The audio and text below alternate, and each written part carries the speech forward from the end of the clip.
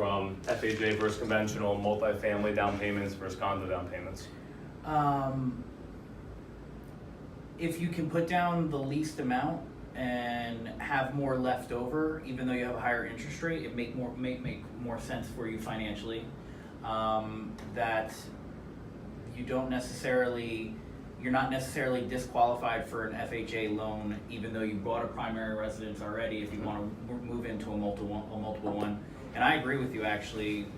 That buying a multifamily as your first property is actually one of the smartest moves that people can make, because then you can transition it automatically into an investment property when you're ready to move out. Without having to put 25% down. Right, yeah, and you only put that initial investment down. Yep. One creative option that I think you're going to start to see more of in the market because of what's going on in the market. So this is just an idea. I'm not telling you to do this. I'm not telling anybody to do this. I'm telling you that here's an opportunity to capitalize. So let's say you buy a 4-family, and I'm going to give all hypothetical numbers, right? Today for $1 million. Okay? So you have 1 unit, 2 unit, 3 unit, 4 unit. So you have $35,000 invested out of pocket, right? $965,000 loan. So you're buying this in 2018. Let's hypothetically say, I'm going to use the year 2021, right? It's far out, we don't know what's going to go on in the marketplace. But in 2021, this same property is worth $1.5 million. And that's this question. What do you do? So now, let's just say, for example, this loan amount is $940,000 because you paid down the balance, you had the property 3 years, so now your new loan is $940,000, and now your value is $1.5. Where's your head at? As an uneducated, semi-uneducated consumer with an asset that you just made, call it $500,000 on. So you're up $500,000 in equity. What do? What are your options? You can refinance and take some money out and put it into another investment. Okay, so refi, cash out. What else? You can keep the loan as is. Okay, what else? You can sell the property. Okay.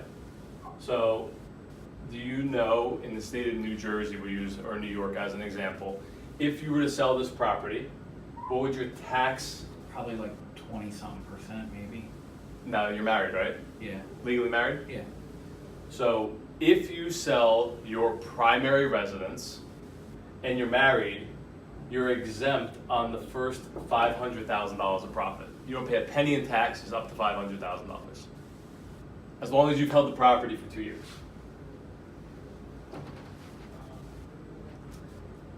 Wow. If you're single and you have this, right, you're exempt on the first $250,000 of profit of the sale.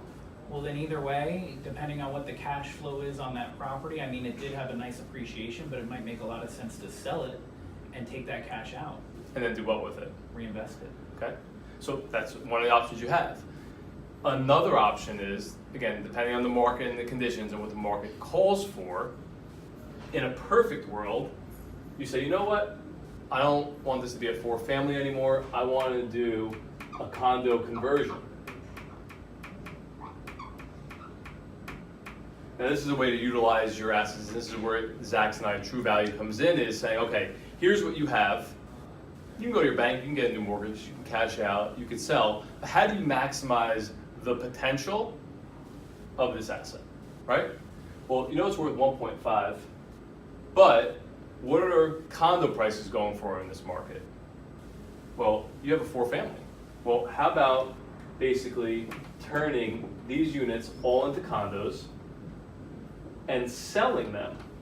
So now you sell this one for $600,000, you sell this one for $550,000, it's a little bit smaller.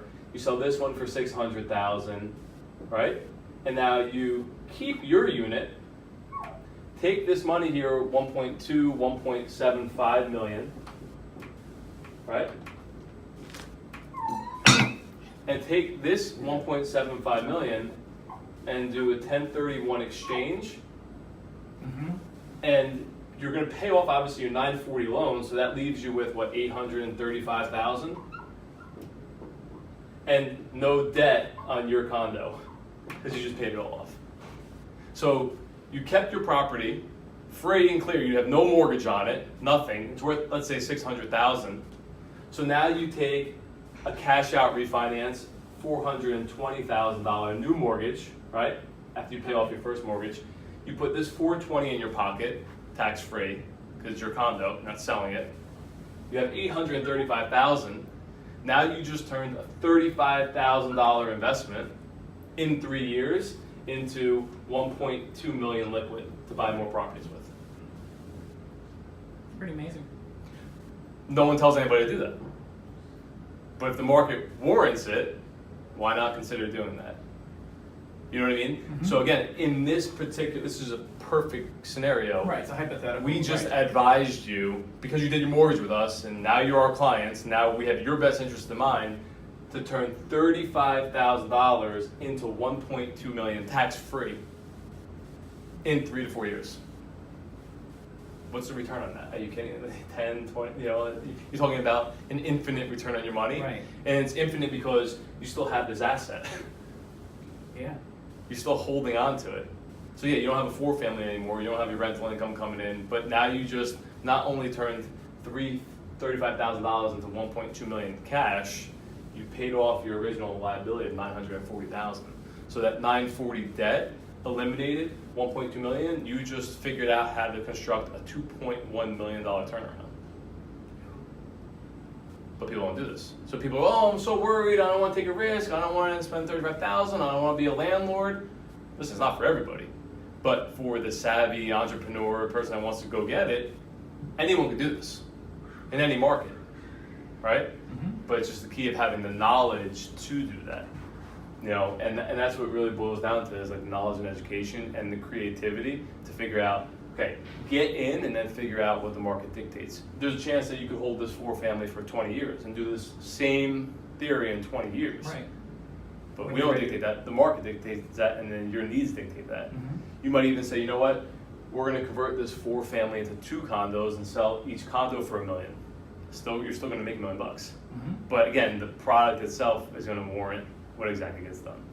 So those are some creative ways that we think that the market's going to head in, because we're in a shortage, as we spoke about, of inventory for sale, affordable inventory for sale right now. Mm-hmm. More people should consider doing this, and it takes anywhere from 8 to 12 months or 8 to 18 months to get something like that approved. Condo conversions, there's different liabilities, there's different loans you can take out for it.